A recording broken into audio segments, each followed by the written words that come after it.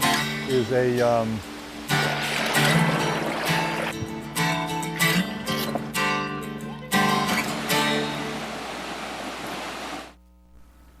Hello, welcome to Walk in the Park. My name is Tony Ingraham, and this is episode 187, recorded on February 7th, 2018 in Ithaca, New York.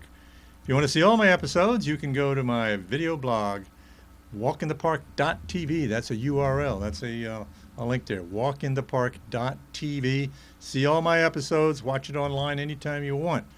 This is a weekly public access TV show in a series in Ithaca, New York. You can see all the series on our public access, Pegasus it's called, in public access in Ithaca at our website, pegasus.webstarts.com. Pegasus.webstarts.com. Pegasus stands for Public Educational Government Access System. So you could become a Pegasus producer and come down here, take a little class for a few weeks, and then you can get equipment that you can take out and shoot like I do a lot. And also that we have a couple of studios here that you can do studio shows and learn how to do that. So it's all free, and it's all paid for by your cable bill, part of the service with Spectrum TV and Charter Communications. So yeah, come on down, take advantage of this. This is community controlled television. Say anything you want, talk about any subject you want, share your passion. Okay, well, I'm going to share my passion this week, which of course is parks. I worked in parks for many years in state parks at the regional headquarters of Finger Lake State Parks at Buttermilk Falls. And we're going to go take a look at some parks, and some of them are state parks, some of them are preserves. But here we are in the Finger Lakes. For those of you especially who don't know the region, because some people watch this online, you get a little orientation here in central New York, southwest of Syracuse, south and southeast of Rochester, north of the Pennsylvania border, are the 11 Finger Lakes. And we're going to zoom into you see the two long ones in the middle there, down to the southern end, the bottom end. On the right one is Ithaca. No, I'm sorry, Watkins Glen. This is Seneca Lake. We'll get to Ithaca next. So, okay, the one that says Finger Lakes. Well, the bottom of that, Watkins Glen. Sorry about that. We'll go to Ithaca soon. And Watkins Glen is a state park, and we're probably the best known of the state parks in the region. And we're going to zoom around and look into the Gorge. Watkins Glen is a gorge, and it's a beautiful trail in the gorge there. And I'm working on a video about that gorge. I have a book out about it, and we have a companion video. So we're looking down in the beginning of the gorge that is comes down into the main town there. You see where it says Watkins Glen State Park, and then you see that dark crease there. Well, that's going to down to the left from there. That's the gorge and the state park. So now we're looking into that crease, the gorge, and right into the first section of it, as you get out of the section that fronts the town, is an area that has been called Glen Alpha in years past, and there are some waterfalls in there. So we're going to look at this one. This one is called Cavern Cascade, and you can, as you see, well, there's some very special things about this waterfall. So I'm just going to turn on the video here, so just stand by here and we'll take a look at Cavern Cascade. We'll walk behind the waterfall, and here we go. Coming right up. We'll be bringing that up in a second here as we cue it up. Coming on.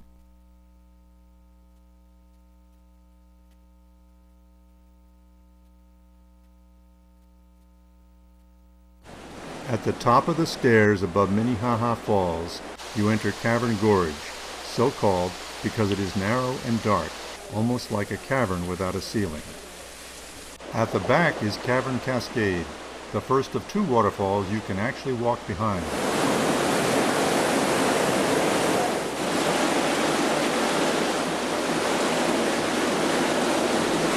There is a reason in the rocks why you can walk behind Cavern Cascade. On the way toward the waterfall, the rock wall left of the trail is concave or hollowed away from you. The wall on the opposite side of the gorge is hollowed as well, at the same level. If you look more closely, you can notice a thin horizontal layer of crumbly rock in the middle of the hollow. This is shale, which is easily broken apart by the freezing and thawing of groundwater flowing through joints and between rock layers. The rocks above and below this layer of shale are siltstone, which is harder and has fewer cracks into which water can percolate, and consequently is much less susceptible to frost. The shale layers are the weak zones in the cliff, allowing the elements to erode the cliff at this level more rapidly all around the gorge. It is this hollowing in the wall that permits you to stand behind the waterfall. Cavern Cascade is at the head of a little section of gorge. Indeed, most sections of the glen have waterfalls at their upper ends, because waterfalls have cut them in the first place. There once may have been a pothole at the base of Cavern Cascade being drilled by the force of the waterfall swirling stones, gravel, and sand. If so, the downstream rim of the pothole eroded away long ago. Indeed, Cavern Cascade may have been located back at the staircase where Minnehaha Falls is today, and it may have drilled successive potholes back into the hill, leaving narrow cavern gorge behind. This is the way most of Watkins Glen has been formed, by the force of water using stones and grit to drill potholes in the bedrock over thousands of years.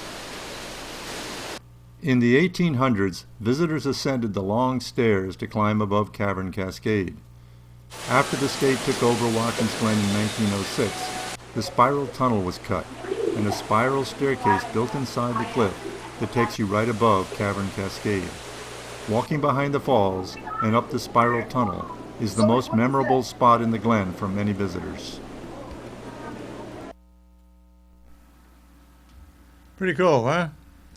So Watkins Glen, you've probably been there. Maybe you haven't. There's actually two waterfalls in the glen. We'll get to the other one in some other episode that you can walk behind. And so it's a special place and very popular. And as I'll talk about a little bit later, it is going through some renovations in the main entrance that are going to be pretty cool. So, so what happens when you climb up out of the spiral tunnel? What do you encounter next? So we will take a look at that. Bringing that one up, queuing that video up.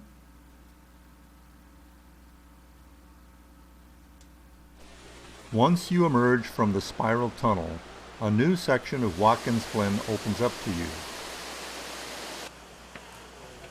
It was called Glen Obscura before the state park was created because the trail climbed out of the gorge via the still existing cliff path up to Point Lookout and bypassed the Glen Obscura section.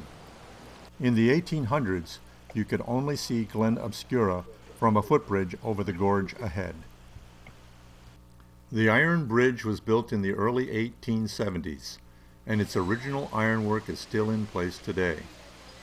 Now it's called the Suspension Bridge, and it connects the trails on the two rims of the gorge. In the 1800s, the Suspension Bridge connected the Swiss Chalet on the north rim, on the left, with the Glen Mountain House on the south rim. The Glen Mountain House could accommodate 300 guests. The kitchen and dining room were located in the Swiss Chalet, and hotel guests would walk across the bridge to eat. The Glen Mountain House Hotel burned down in 1903, and the Swiss Chalet was dismantled following the creation of the state park in 1906. After the state park was created, a tunnel was cut in a rock barrier in Glen Obscura that permitted the gorge trail to continue uninterrupted. Immediately below the suspension bridge is a large pothole. Many, if not most, potholes in the glen, particularly large ones like this, have formed at the base of waterfalls where powerful energy swirls rocks and grit. But there is no waterfall here. No waterfall there. Why is that? What's going on there? Well, stay tuned to another episode and we'll give you the answer, at least my answer to that question. There's a lot of renovations going on, as I said, in the main entrance to the park. And back in the old days, though, back in the 1860s, when the gorge was opened as a private scenic destination, and those hotels were built, which were gone by 1903, there were mills. The gorge was used, like most of our gorges around here, were used for water power, and industry was centered around water power. So this was the remnant of a mill back in the early days, probably in the 1860s here, where tourists were still walking by this old grist mill. It's been called a plaster mill, a grist mill, but I think it's a grist mill. And actually, there is a replica being built of this mill. Here's a picture from last spring, probably June, I think, when they're doing all kinds of renovation in the main entrance. It's going to be really nice, and there's going to be some interpretive areas there. Parking will be taken out of the main entrance and put across the street, and a replica of this mill, a small-scale replica of this mill, is being built. I was just told that by the park naturalist just the other day. So we'll look forward to that. So they're looking to open the new entrance to the park in the main entrance here in this spring, probably May or June. I'm probably thinking it'll probably be June or something. But anyway, look forward to announcements about that and other things that will be happening with the park. So, okay, so this is Walk in the Park, walkinthepark.tv, public access television series, weekly series in Ithaca, New York, cablecast on Channel 13 in Ithaca and the surrounding towns, in Tompkins County, in the Finger Lakes of New York State. So we're going to go back to our Finger Lakes map here, and this time we're going to go to Buttermilk Falls State Park. I think that's what we're doing here. Yeah, we're going to zoom in now to Ithaca. Okay, so Ithaca is at the south end of those. You see those two big long lakes in the middle. The one on the left that says Finger Lakes, that's Seneca Lake, and one on the right is Cayuga Lake. They're virtually the same size. And at the south end of Cayuga Lake on the right is the city of Ithaca. That's where I am right now. And there are hills around it. Let's go in a little closer here. There's Ithaca on the top there, and Buttermilk Falls State Park is just in the bottom of the center part of the picture. Then it trends down to the bottom of the picture, just to the right of where it says Falls. And we're going to go into the upper park, not into the gorge, not to the waterfall, but above the gorge in the upper park where it levels out. And there is there's Buttermilk Creek. That's the one that eventually falls over the falls. And it comes out of a section of gorge, but then it spreads out. So my theme of this week is gorges, from gorges to gorges to wetlands, I should say. So we've been in a gorge, and this stream was in a gorge, and then it goes into a broad area with a whole geologic explanation of that. I don't think I'll do this time, but that was a lake. That was once a lake that dammed up, I think, in the 1930s as a recreation lake, and it's mostly filled in now with silt over time. But we're going to take a look at this thing's just last week, before we had the snow that we're having right now. It was pretty icy in there, so a very short video showing my little visit there, my walk in the park that day. So coming right up, we'll cue up that one. Okay, all right.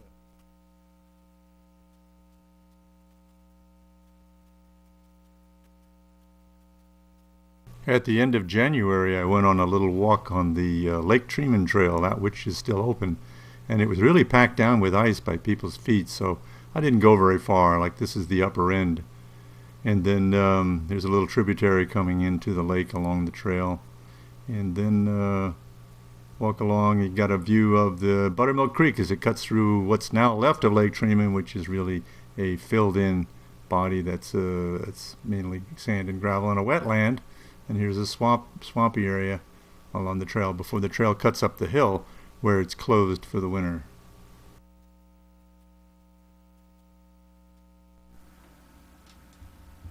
Okay, so there's a little wetland area there. So we're going from gorge to wetland. We're going to go back to another gorge now.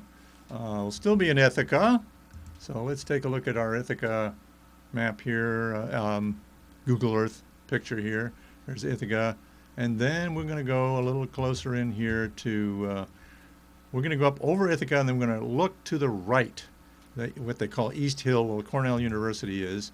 And up on the top of this picture is the Cornell University campus. And just to the right of center, you can see that marker that says Cascadilla Gorge Trail. And that's what we're going to take a look at in winter. And on the left, very far left, is Fall Creek Gorge. And those two gorges and streams, they actually sort of frame the original boundaries of the Cornell University campus. And so people love the gorges. People go to Cornell. People live in Ithaca. We're going to zoom in a little closer here. Now this is on the bottom. is downtown Ithaca, and on the top is College Town and College Avenue. And so there's a trail, the Cascadilla Gorge Trail, or Cascadilla Glen Trail, I like to call it, which walks up through the gorge. And it's it is the nicest way to walk on foot from downtown to College Town and vice versa. So a lot of very popular, but not this time of year. It's icy. So let's take a look at this Park Minute I made, another one of my series called Park Minute. I'll bring that up here, of Cascadilla, Icy Cascadilla. We're bringing that up here. Cue it up for a second here.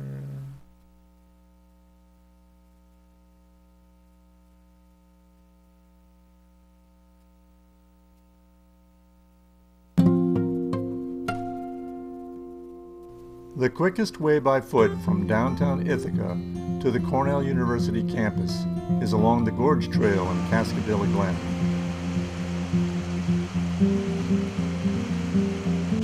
It is also the most delightful.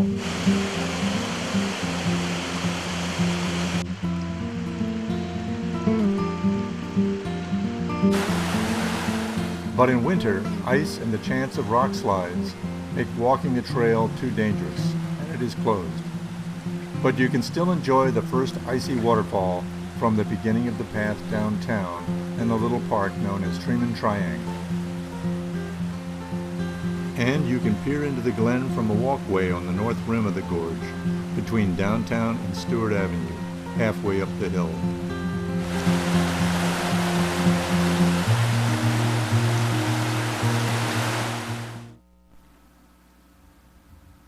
So, hey, you can't go in the gorge, but you can go around the gorge. You go to the beginning of the gorge. This is a zoom in again on Google Earth to showing the Cascadilla Gorge Trail. This is just between downtown and where it mentions Stewart Avenue, which is up towards the top of the picture here. There's a street bridge that goes across, and just where it says Cascadilla Gorge Trail, just above that marker is Stewart Avenue.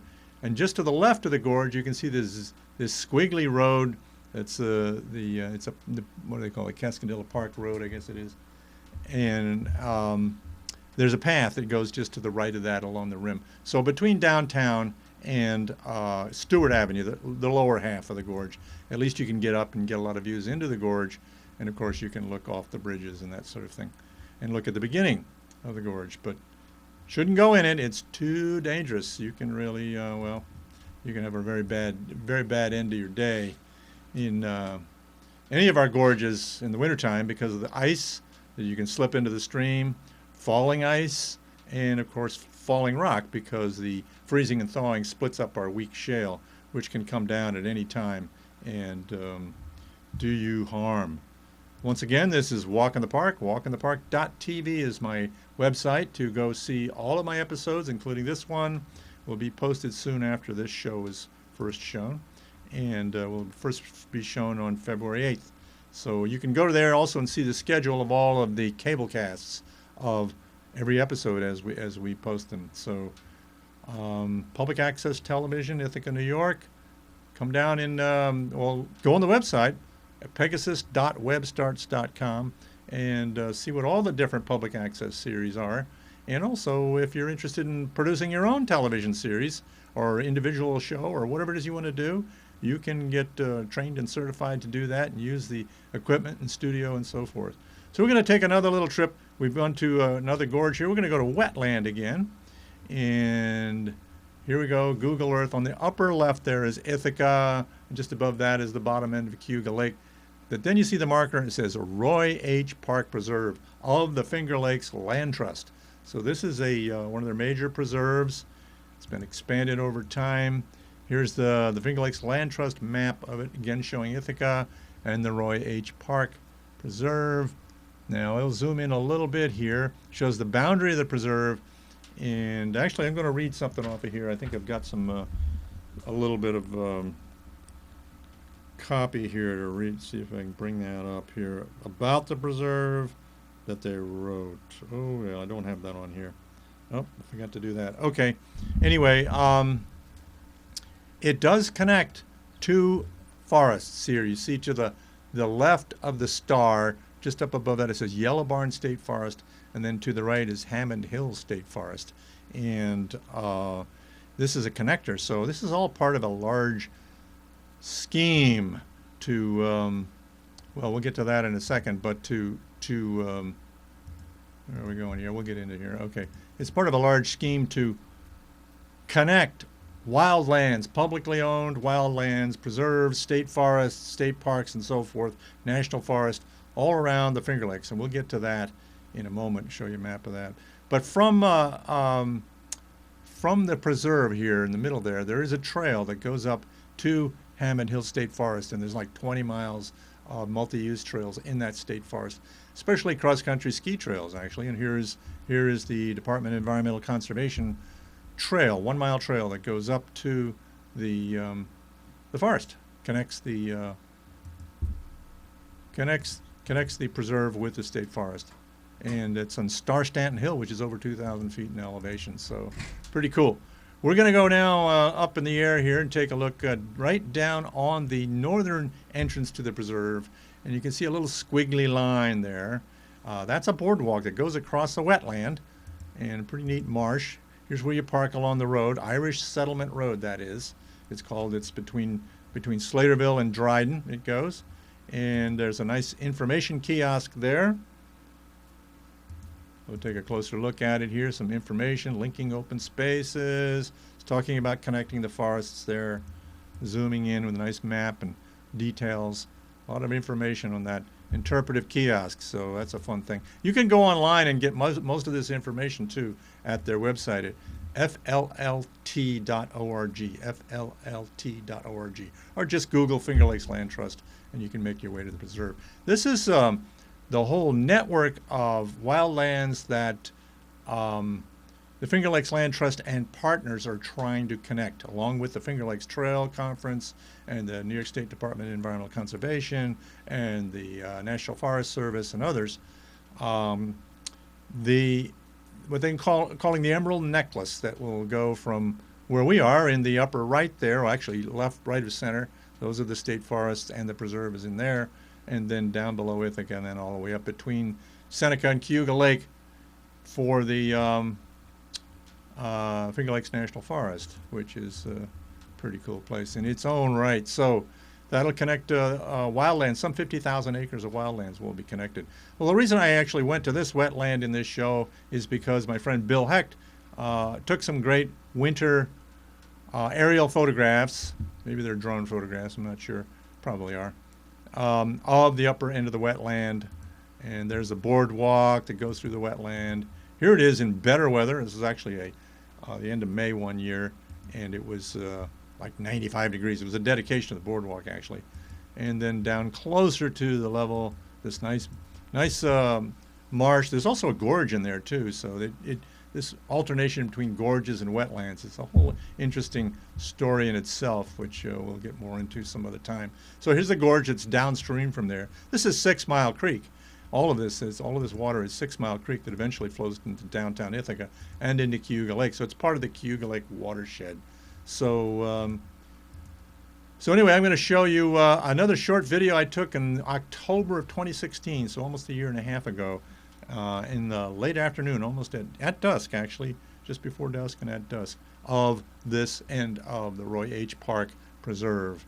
So just stand right by. We'll cue that right up. That's going to be our final video segment today. Coming right up.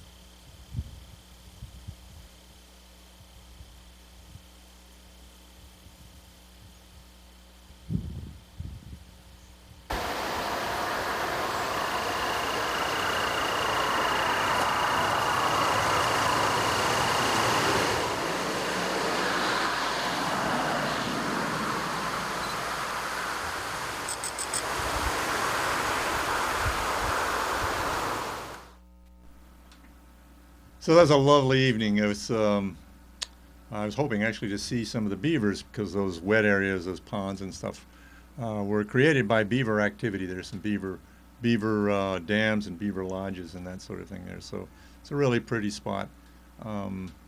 If you want to find these places, well, you can go to the Finger Lakes Land Trust website, flt.org, or Google it, or the state parks. You can do the same thing, or you can go to a website, an interactive website that the Finger Lakes Land Trust has created called Go Finger Lakes. I don't know if it's .org or .com, but Go Finger Lakes, and they have got direction to, descriptions, maps, and so forth, links to lots and lots of places to go hike and canoe and see the natural areas of the Finger Lakes. So I highly recommend that. So, okay, well, that's all we have today. And I recommend, I know it's snowy weather, but what the heck. I urge you to turn off this screen and as soon as you can, go out for a walk in the park. But be safe in this snowy weather. So thanks for joining me, and I'll see you again soon.